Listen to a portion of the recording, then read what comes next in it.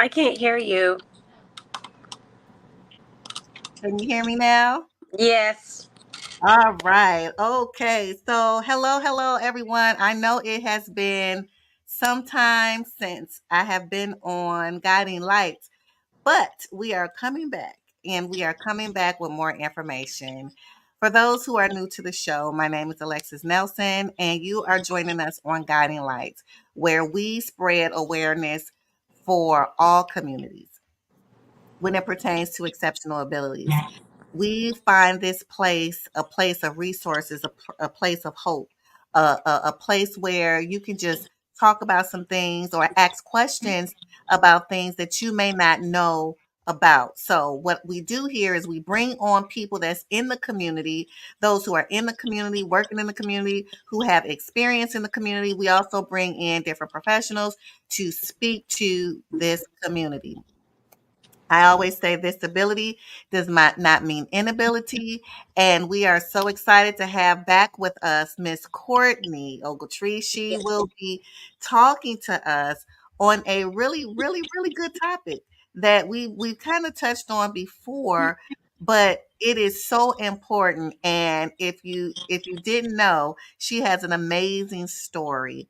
An amazing story. And I love it. If you missed her on last time, make sure you go back and watch the replay where she speaks on things that she's currently living. So today's topic will be curating your village and why it is important for personal growth and well-being.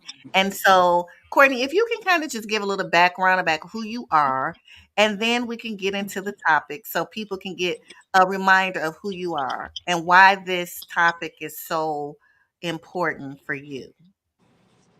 I am Courtney Ogletree.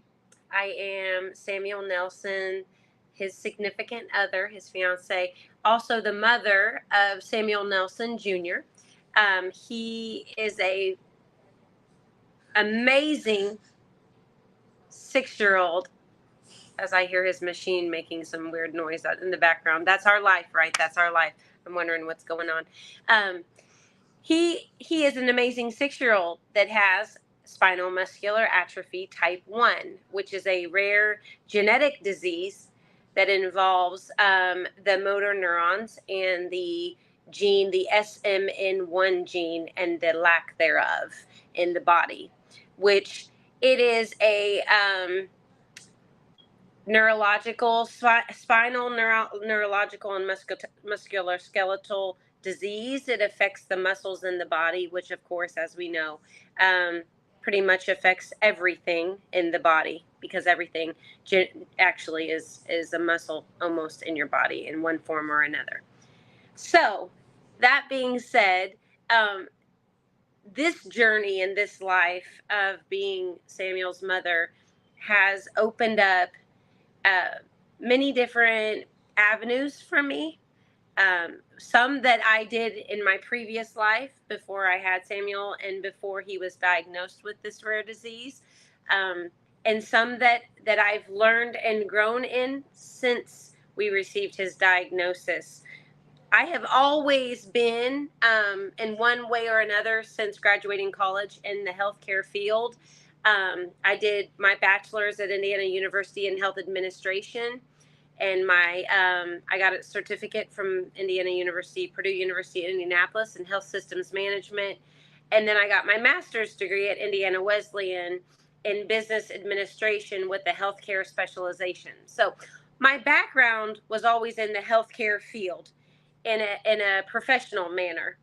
It wasn't until I had Samuel and we received his diagnosis that I kind of saw it from the other perspective, as a parent and as a caregiver, as my role changed from working in the professional area of healthcare to actually becoming Samuel's a full-time caregiver, mother, and full-time caregiver. And I always like to say that in a way because a lot of times, I've heard individuals in the past say, well, that's your job. You're a mom. That's your job to take care of your children. That's your job to do this. That's your job to do that.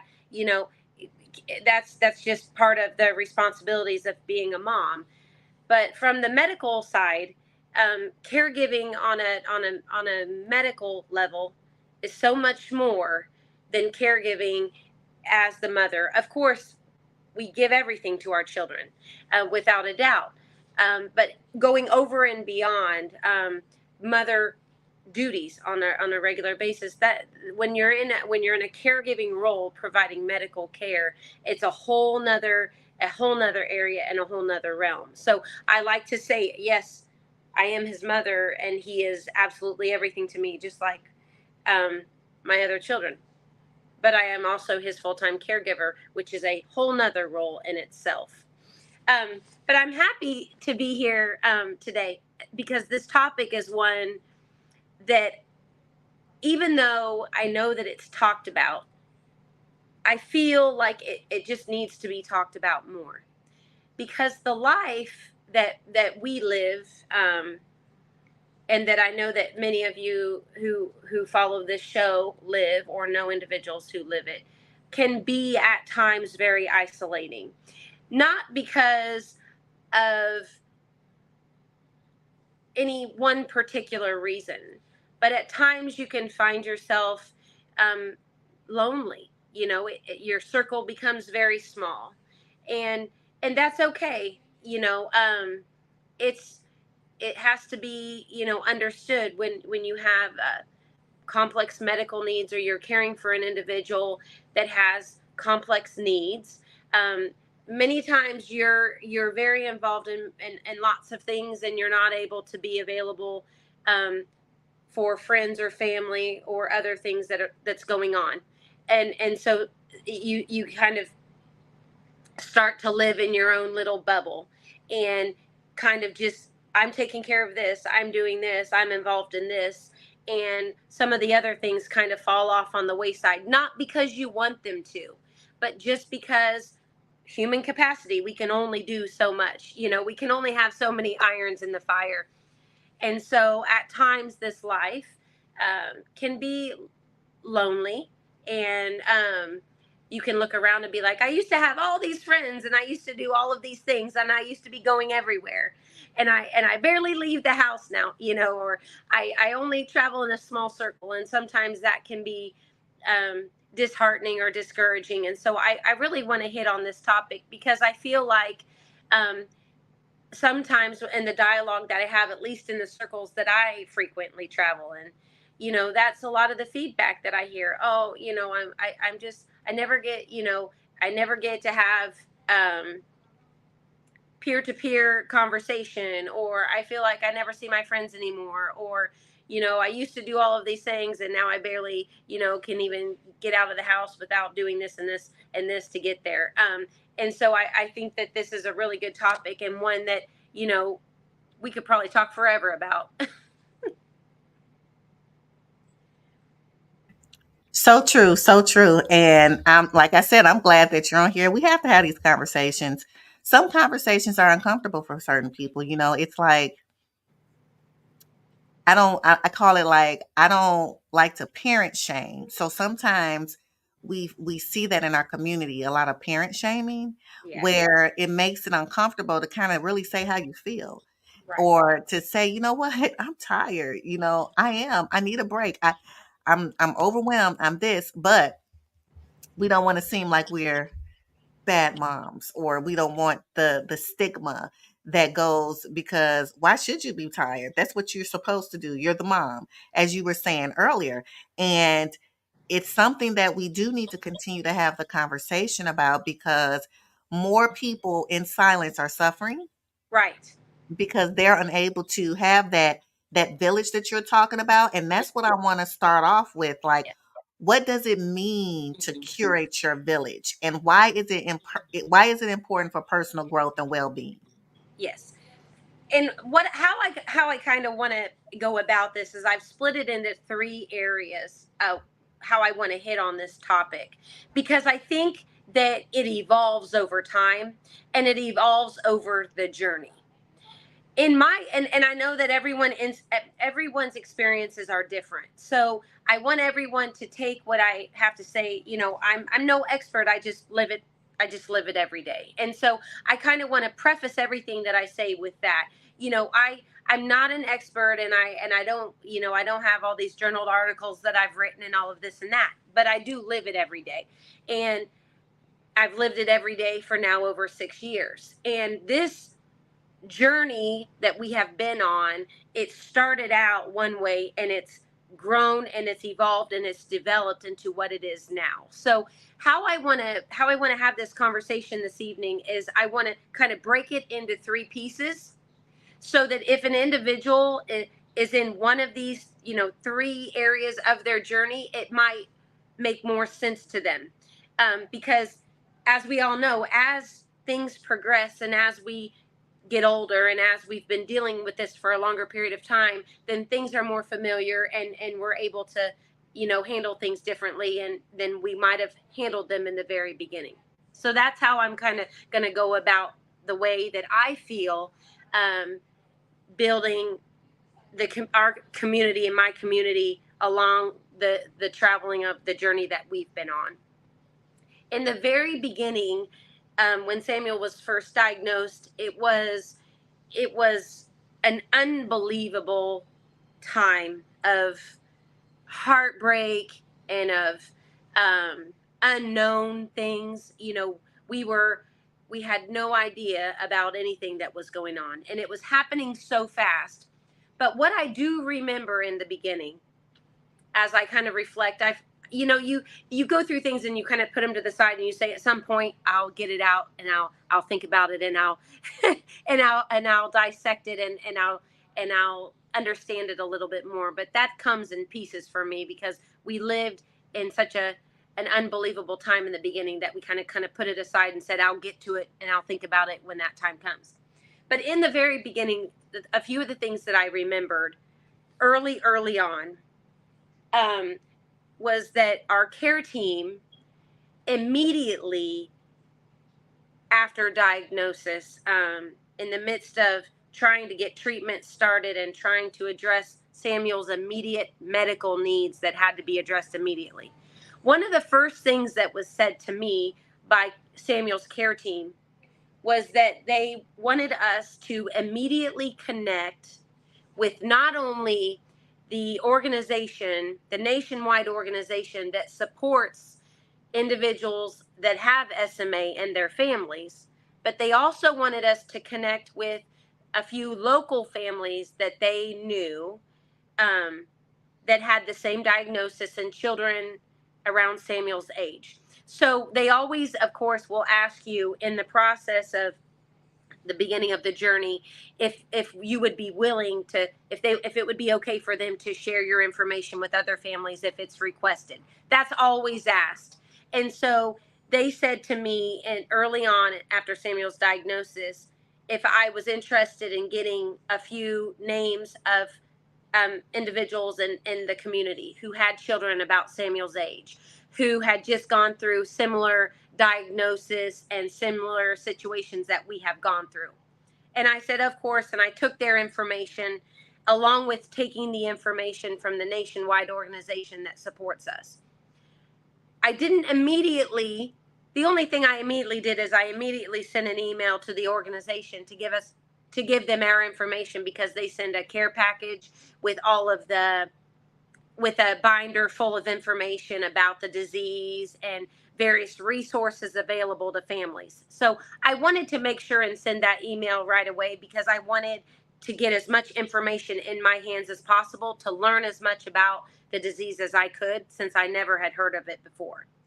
I immediately sent that email, but I didn't immediately contact the families of the individuals that my care team said, okay, here are three families that are willing for us to give you their name and contact numbers, and feel free to reach out to them once you guys kind of get settled into life. They're available just to talk to, or to ask questions, or just to know somebody, just to have people that you can call and reach out to. I didn't call those numbers until about a month and a half after Samuel was diagnosed. It took me about a month and a half of kind of us getting our footing and getting situated at home with this new life and this caregiving routine that we had to start doing and all of the things, I didn't immediately call those numbers, but I had them on hand. And I knew at any point in time when I was ready, I could reach out to them. And so it took me about 6 weeks to do that in the very beginning. But just the fact that I had them on hand was comforting to me. So I have a question for you. You talked about the hesitancy. So if you can go back in that space in that moment and add language to it, what was the first thing that came to your thoughts when it came to reaching out to other families experiencing this Yes. particular disease that you said you knew nothing about? I think that the hesitancy was not even, I'm a very outgoing and social person. I love to meet new people and build relationships and all that type of thing. So I don't think the hesitancy was because of I'm an introvert and I just try to stay to myself. I think the hesitancy was just, it was such an overwhelming period of time that I felt like I didn't even know where to start. Picking up the phone or making the phone call or sending an email to a family who I had gotten their information because their child was diagnosed within a matter of months of Samuel's diagnosis. It was just, I was in a place where I was like, I don't even know how to even start this conversation. Not because I don't know how to talk to people. I think it was just, I was so flooded with all of the emotions of that initial diagnosis and how our life was rapidly changing from day to day because of everything going on, that I just felt like I can't even get it in my head in the space to even reach out and have a conversation right now. You know what I mean? It was just one of those things where it was like, I really want to reach out to this family, but I don't even know where to start except for I was given your information and our son just was diagnosed and hey, hi, how are you? Where can we go from here? You know what it, and I know that that sounds funny, but I do remember that first time I reached out to the one family, and it was so amazing when we started talking. And within a matter of a week or two, they were headed to Louisville for medical appointments. And we met for a late lunch, all of us, the two families together at a restaurant after their medical appointment. And we were all able to meet in person. And Mhm, from that point forward, we have had such a wonderful, close relationship. I consider her one of my closest, dearest friends, and mhm, I look at our kids as best buddies. And it's mhm. really because of that connection that we had from that moment where we were both so vulnerable because of what we were going through, but we had each other, that it from the moment we actually did connect, it's been amazing ever since. It was just making that initial connection. So now just a follow up to that. So for those who are out there watching, and we're talking about this this cultivating your village, right? Um, Many times people don't know, like you said, where. So where do I start? I have this all this news that is life changing, is Yes. transforming, and Yes. there's so many areas, so many things that I'm trying to grasp, right? So how do you identify the right people to include in your village, or your support network? How would you, if you had to let someone else know, okay, so this is what you need to do, because we know everybody is not for everybody. Everybody's not for everybody. And I'll Right. be honest with you. Um, Sometimes they kind of filter their way out without you having to do anything at all. I mean, and I hate to say it like that, but um, what I've learned is my circle, it gets smaller and smaller. And you have, I look at it as, you have certain people that are in your life at different times for different reasons. They all have a season. And it's nothing personal. I look at my relationships across the board have all changed in the past 6 years. um, some of them have grown. Some of them have become uh, a daily thing that I count on. Some are brand new. Some of my older relationships have gone away totally. And I'm okay with that. Not because of a moment of discontent or a fight or any particular negative thing happening. But everybody has their own life and they all have their own things going on.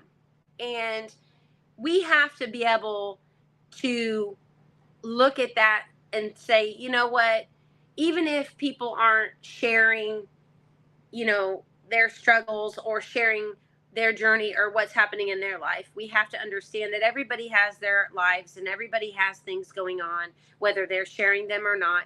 And some people just don't have the capacity to be there in one way or another. And sometimes those relationships go away. And we have to be okay with that and not take it personal, because it's not a personal thing. It's one of those things that it's just life. People evolve and become involved in what they have going on with their family or with their job or with other things.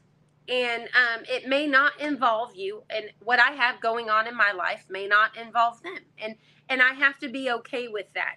That being said, you also have the friends that even when you go through the most stuff, even when you are hit with what seems to be um, unbelievable situations on a daily basis, and it's like every day something's happening.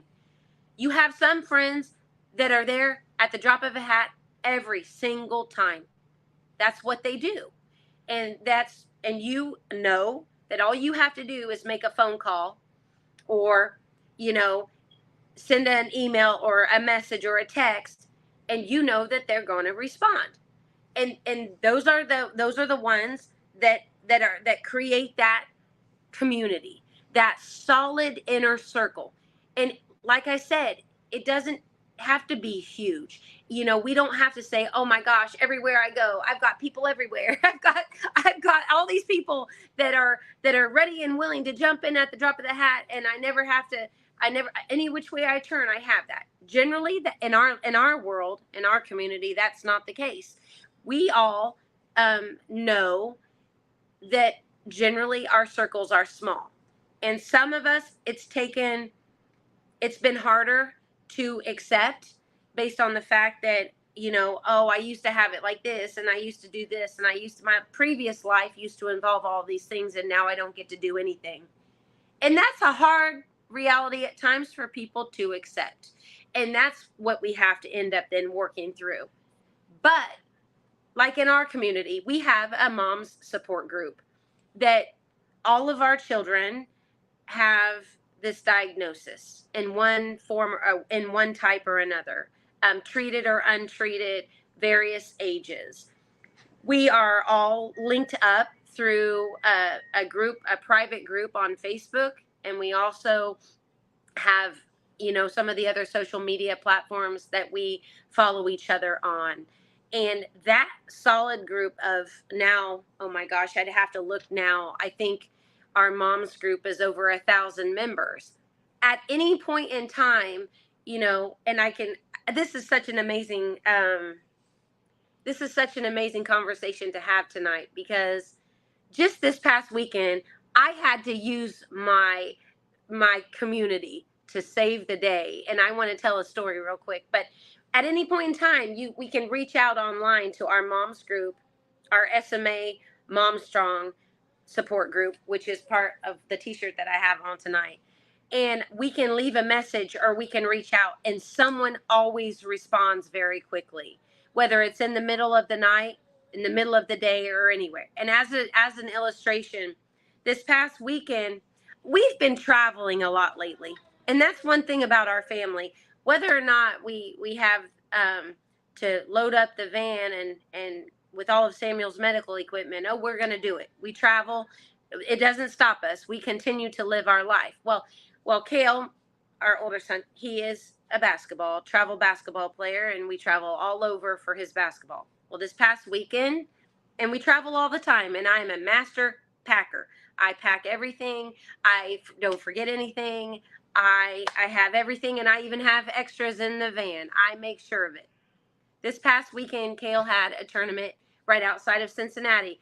And I think in my mind, because it's not so far from us, just about an hour and a half, 2 hours total, I'm like, oh, this isn't a major big trip. We're good. I packed up the bags real quick. I got everything in the van. We were ready to go. We got up there Saturday evening, dropped him off at the gym, went to check into the hotel.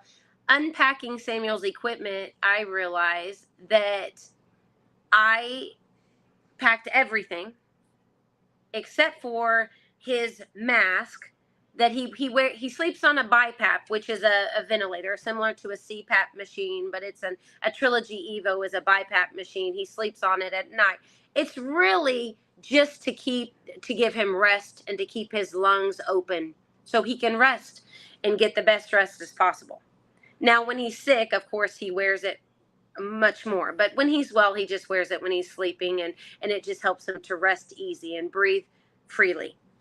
Well, I got all the machines out of the car and realized that I had the Trilogy Evo, the BiPAP machine, but I did not have his mask. I didn't have his mask. And I immediately just was beating myself up about it. Like, this never happens. I never forget Samuel's machines. I'm obsessive about packing. I can't believe this happened. So I immediately start just I'm trying to find a solution. I'm trying to figure this out. And I'm calling Cincinnati Children's Hospital, and they're like, well, is he a current patient? Well, no. Well, he'll have to be admitted through the ER for us to help you.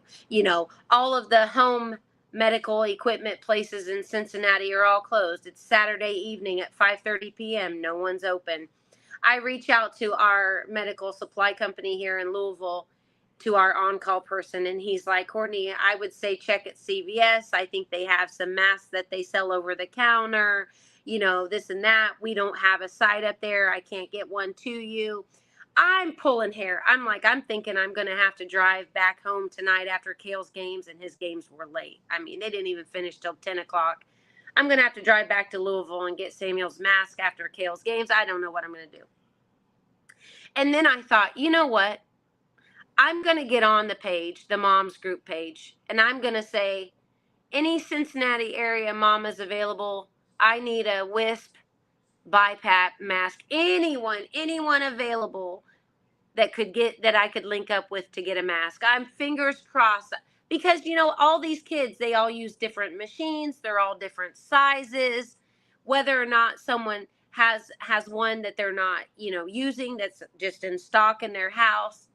Some are, some of us try to keep some stashed on the side just to have readily available just in case of an emergency like this.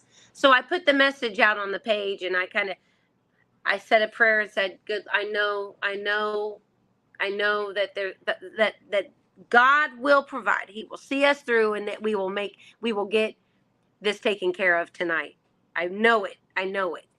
And then I went and watched Kale's game, and I looked back on the page, and I had 2 moms comment.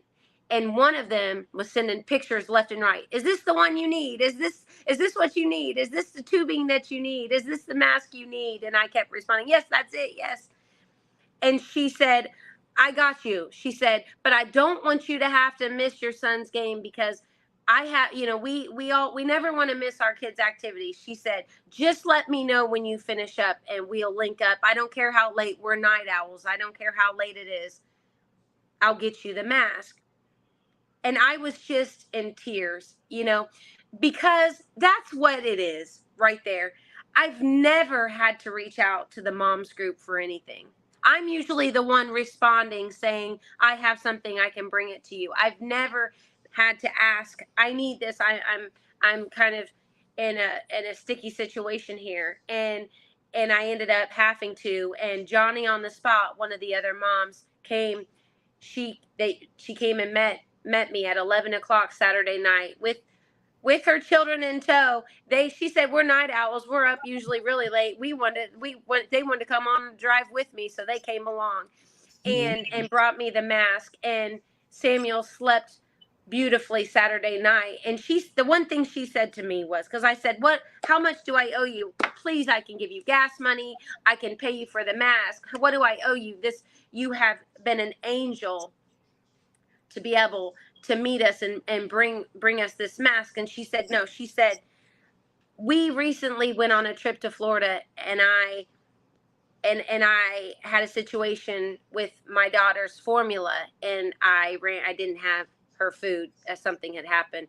And she said, I put it on the page, and one of the moms brought me formula for my daughter. And I said, and she saved the day because we didn't have any food for her daughter for the trip. And she said, I thought to myself, you know what? This is my opportunity, to give back. She helped me with my daughter's formula. Now she needs a mask. It's my opportunity to pay it forward. And that's how the community works. And that's the beautiful part about this life, is being able to build the relationships and to build your community. So when situations like this happen, you know where to turn, and you know that someone will be there for you. That's absolutely awesome. Which leads me to my next question, the community. And you gave a really good example of how the community was there for you to step up. Now, how does cultivating this community help you with self care? I Yes. know earlier you discussed meeting a young lady that was able to do Samuel's hair. Yes. And, I know to some people that may not seem like, oh, I mean, he's just getting his hair done. But it's different in our communities. It really is. And for someone to have the wherewithal to be able to do that, that in itself gives me self-care because I'm not so okay. Jesus. Oh, this is going to be, I like, know. oh my, oh Lord. Yeah. So when I'm talking self care, I'm not just talking about what normal, other people may think about, like going to get your nails done, getting your feet, no, I'm talking about that internal self care that happens because these angels that come in our lives that do something that maybe not seem as miraculous to others, but it's like a huge miracle for us. Yes, it is. So, Yes. can you talk about I that a can. little bit? Yes, because that has been, for me, one of the most amazing things that has happened in the past few months. Samuel has absolutely beautiful hair. And we have been on a journey with this hair because Samuel, when he was sick a few years ago, he had this beautiful hair, and then he lost the beautiful hair when he had some issues with his diet and nutrition, which was heartbreaking for me and all of us to see, him to lose a lot of his hair. But now it's come all back, and it's gorgeous and it's long. But it is it's a process because to do and to get Samuel bathed for one, and his hair shampooed and conditioned and brushed is a whole nother step. And even though he's now, since he's had his spinal rods placed, and he's straight, which is an amazing thing. We're not fighting the curve all the time. It still takes a lot of hands to get Samuel's hair taken care of. And I used to be able to do it on my own when he was much smaller.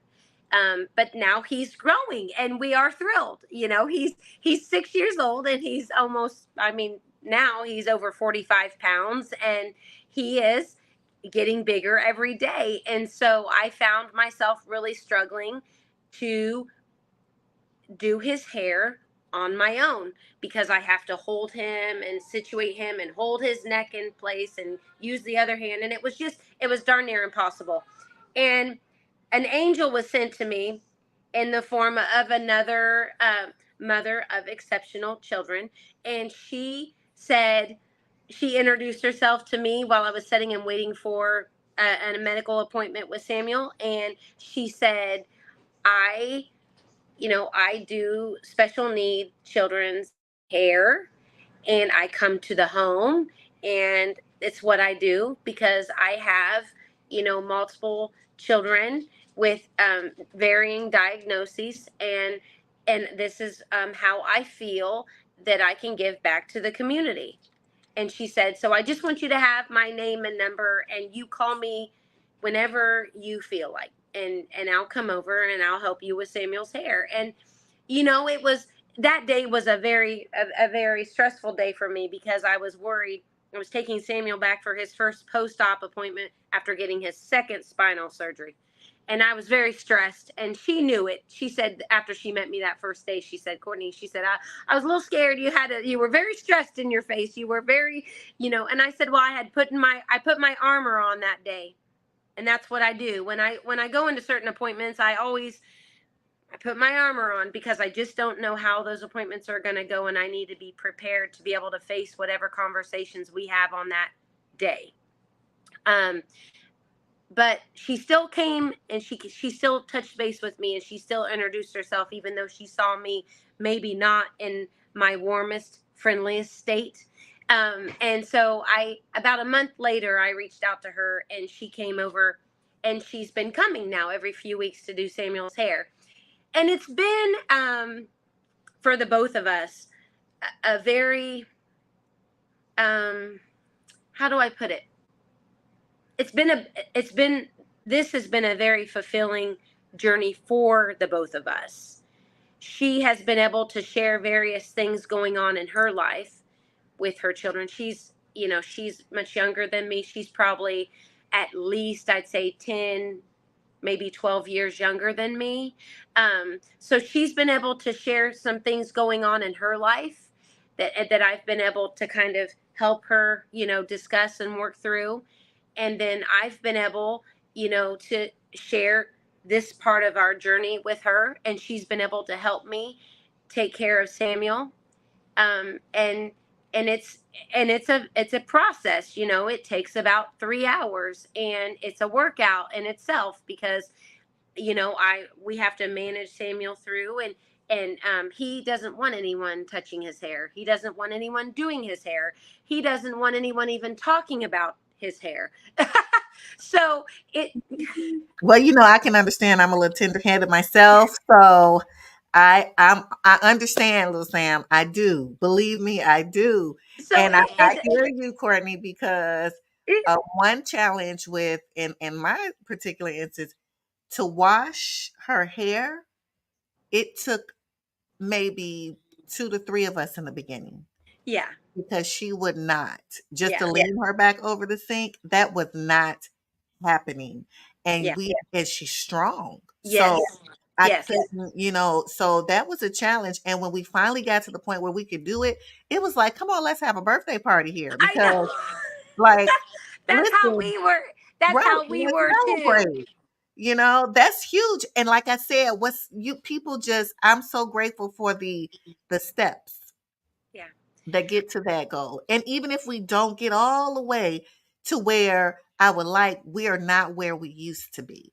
And Yes, and so that's important, and that's what I tell. I have my notes right here to the side, so when you see me look over here, that's what I'm looking at. But that's what I like to talk about because as you evolve through the journey, in the beginning, you're still, they tell you various things to do, reach out to, keep, reaching out to your family and friends, keep reaching out to your church family, reach out to the national organization, start to build new relationships with members of the community. That's what they say in the beginning. And those are all really, really good things to do. But as we know, this journey is just not a short journey.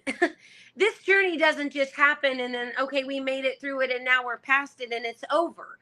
This journey, for our life to be what we want it to be, we want it to be as long as possible. We want it to go on and on and on and on. So as you progress through the journey, now we're taking additional steps. Now we're starting to build the relationships with individuals who walk in the shoes that you walk in on a daily basis, ones that know your struggle, um, they, even if it's not exactly the same, they know the struggle and they know what you're facing on a daily basis. They know that every day that you get up, you're probably going to have to fight one thing or another. You're going to have to fight for supplies or fight insurance or fight various things. Every day is a fight. You want to be able to develop relationships with individuals that not only sympathize with you with where you're at, but they empathize because they felt it, because they know what you're going through, because they know what you're facing on a daily basis. And a lot of times those people aren't your family members. A lot of times those people are people that you may have never met in person. You only talk to them online or through email or through a different media platform. You may have never met them in person, but they know you better than you can even imagine because they live the life. And that's okay. Like I said, everybody has their role. And not everybody's going to know your journey, and not everybody is going to be able to empathize. They're only going to be able to sympathize, and we have to be okay with that. We have to know the difference, and some people don't know the difference, and then we have to have that conversation as well.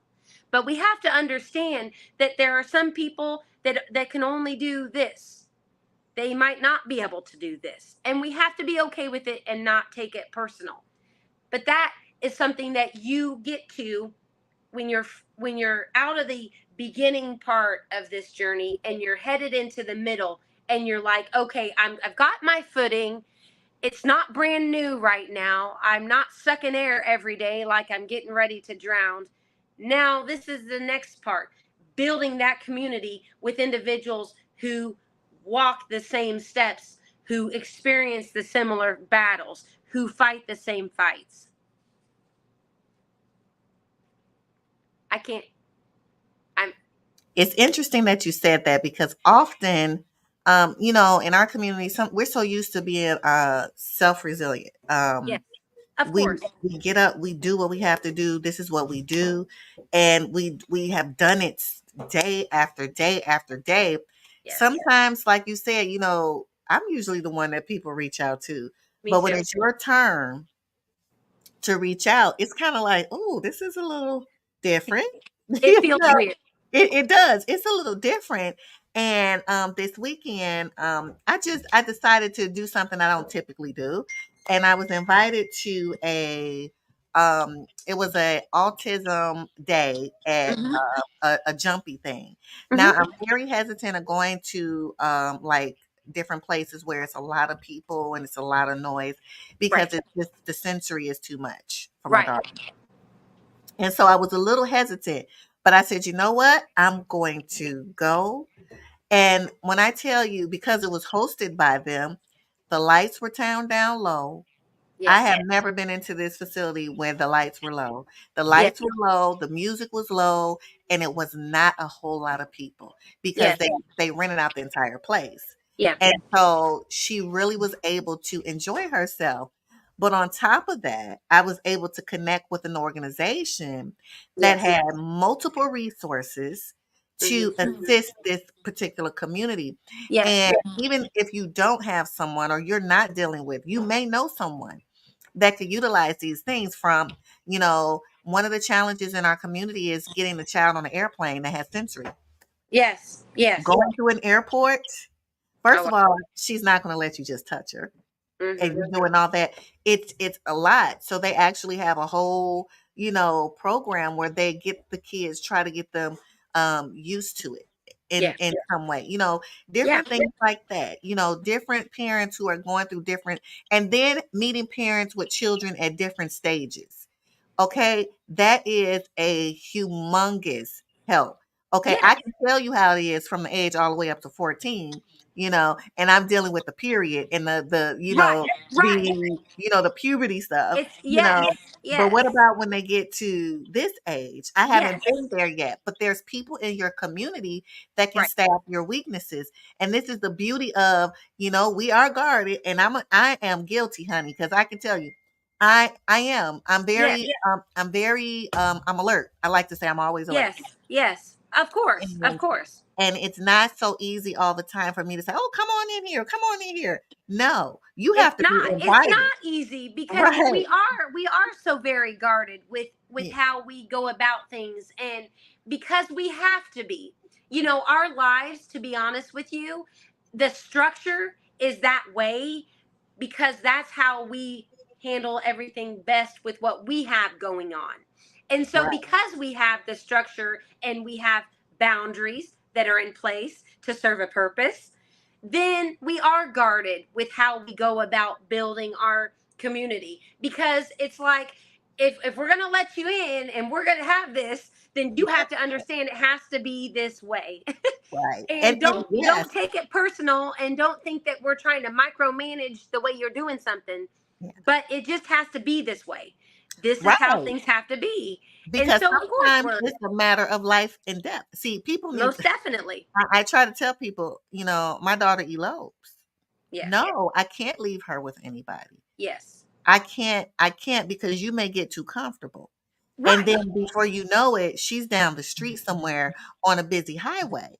And Right. so, even educating people that wants to come into my space, I need to educate them to let them know, hey, she may sit right there right now, but in just at a snap of a finger, she may Right. get up and she's gone. And Right. so Right. I have to And that educate people. and I totally and I totally get it, and I totally understand, because with Samuel, his medical needs can change very quickly at the drop of a hat. And Mhm, literally I can hear, based on the way he's breathing at any moment, if mhm, we're going to need to start doing airway clearance. And a lot of times, if you're not really aware of things like that and you don't listen or this or that, things can change very quickly. And airway clearance is not something that you mess around with. It needs to be done, and it needs to be done immediately, or now we have an issue where we're not breathing. mhm. So it's just what it is. And your inner circle that you build and that you cultivate and that you develop, they will understand that, and they Mhm. will do everything in their power to keep everything in alignment with the way it needs to be for there to be success. And they won't take it personal, and they won't say, "Oh, well, I did do this and I did, and if you critique them, or if you say, oh, no, well, it needs to be done this way or it needs to be handled this way, they will take it and they will say, oh, okay, I definitely understand. That's how it's going to be. And they'll take it in stride, and they won't get hurt feelings, or they won't be like, "Oh, well, I was doing my best and you said I wasn't." It's your inner circle. That's what we mean when we talk about cultivating your community and building that inner circle. You have the individuals that understand how things have to be handled. They understand what the expectations are, and then they hold firm to that Truth. to ensure that everything is the way it needs to be, so that everyone can continue to live, their best life. And I have a girlfriend, my longest girlfriend I've ever had. Her family lives outside of Baltimore, and we've been friends since middle school, and we've had lives that have led us to various places around the country. And her and her husband even lived in Canada for a while, and I lived out west, and we've always, no matter what, we've always continued to be close. Mhm. And every time I go to the East Coast, I get that opportunity to see her and her family. If they come here, they see us. If we go out there, we visit. We handle it that way. And every time I go out there, I'm like, oh, I'm headed to DC. I really hope that I can see, you and the family. And every time she's like, okay, let's do dinner. Tell me what you're feeling like eating. I want to make calls and make sure that the restaurant's handicap accessible, that the restaurant doesn't have stairs, that it has an accessible bathroom, that there's plenty of space for Samuel's wheelchair to move about. She goes down the checklist, okay? And I may only see her twice a year, but every time we get together, she she says, "Okay, let me know what you're thinking, where you guys are staying at. Let's pick out a location that's halfway in between the two of us because they live outside of DC and we're usually right smack dab in the middle." And she's like, "Okay, now I'm going to reach out to the restaurant and make sure that they have all these things available, or they're not on the list for us to go to." And then she'll get back to me and she'll say, "Okay, these 3 restaurants have everything you need for Samuel. These 3 don't, so I took them off the list." Do you Mhm. know what that means to me? Yeah. The fact that she takes it upon herself to Mhm. go and to look and make sure that these restaurants are adequate for us and for Samuel, and that he's Mhm. able to enjoy the time at dinner and at the restaurant with all of us, because all of these things, that it's accessible to him and that there's space and that they have all these things, and she takes it on herself. And I've never had to ask her to do that. She just does it automatically. And this is my friend that I've been friends with the longest in my life. And she does that. And I'm blessed with that. But to say, many times that's not the case with your longest friends. And that's okay too. It really just depends on the individual and their capacity, and what they're able to bring to the table and to contribute to that relationship. And like I keep saying over and over as we talk about this, we have to be okay with that. We have to be okay with people and their roles. And that's something that on this journey you learn, and you start to understand, and you start to accept more and more, is that everybody has a role. And I finished that thought process up with um accepting. The first step is accepting that your new way of life isn't your new way of life, it's your life now.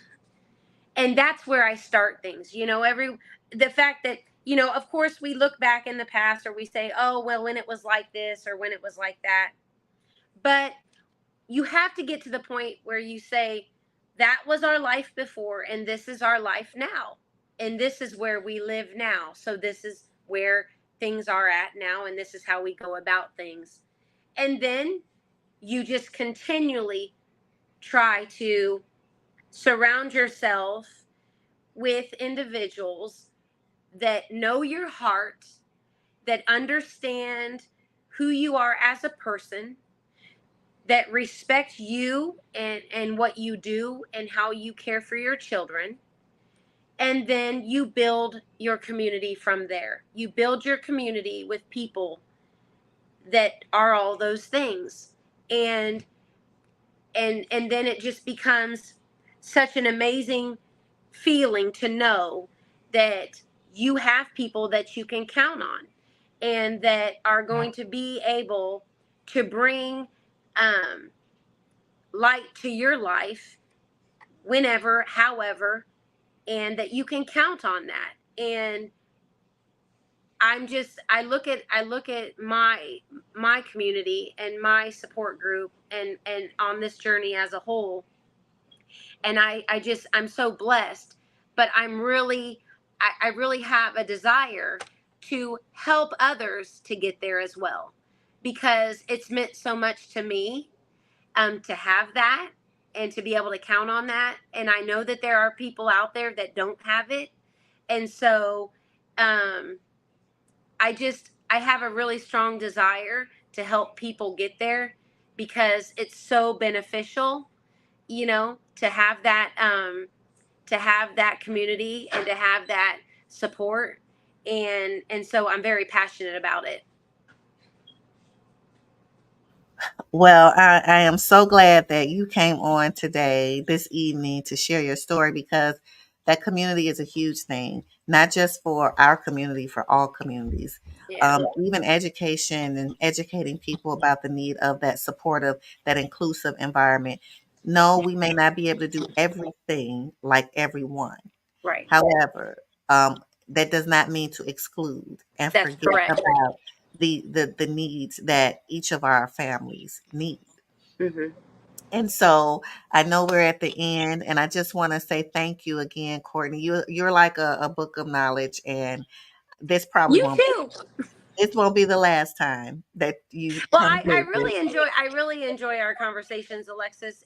It's so great to be able to, to have this platform to talk to each other about this, and to kind of share, because we do, we have a lot of common areas and similarities, but we Mhm. also come from, two different areas on this journey. And I think that it's really awesome that we're able to come together and have these conversations, because it's it's great conversation, and it's good for people to hear and to see, that things are possible, and success is attainable, any form of any way, which way that you look at it, we can Yeah. get through this, and have a wonderful, fulfilling journey, and be able to share it with others. And one of my favorite people, I love to quote him all the time. He said, anything that's mentionable is manageable. That Yes, was the good Mr. Rogers. that is Okay. correct. That is correct. And that is truly, it's true, it's the truth. And with cultivating our communities, cultivating, having that support network, and for me, my is people and the Most High. Yes, most If it definitely. wasn't for Jesus, I'm telling you, oh Yes. my God, this would be completely different, because there are sometimes no one else can say anything. I have to go directly to the master and Me, say, you hey, and you and you me both, know, on a daily basis. On a right. daily basis. Yes. It's like, listen, Jesus, look, Jesus, you already know your child, right? You know me, and I know you love her more than I know you love her, and I need an intervention. And he Most does. He definitely. shows up every time through people, through support, through family. It could be through your pet. Your pet know you having a rough day, and they come up to you and just lay their head on you, and you like, "Thank you, I'm Jesus." t- You know, yes, I'm telling you, everything. it shows up in many different forms. It really does. It really It does. does. It does. And so again, for those who joined us, thank you. If you missed this, please play the replay. Share this with someone. Share this on your pages. We bring people on here to support the community, not just to support our community, but all communities, because we want to make sure that we are getting the resources out there. We are educating the community about different things where you can learn more about things that you don't know, so you can be educated when you're interacting with our communities. Yes. It really is a blessing to know.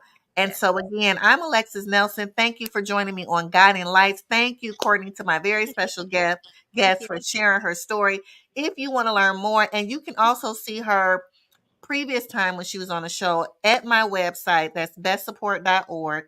You can check her out, or you can come back on the Best Facebook page or YouTube, to see her previous talk, because she talked about SMA. She talked about it and her journey. And so make sure you go back and look at that and share that with people. Again, make sure you like, share, Yes. and replay. Watch it again. This is going to bless you. All right, Yes. Thank you everybody. so much. Thank you, everybody. Thank you. Thank you again for joining us. And I am so glad that you were able to share. Thank I you. always say sharing is caring. It really is. Sharing is caring, and I really enjoyed it. Thank you so much for the opportunity. Thank you. And good night, everyone. Good night. Bye bye.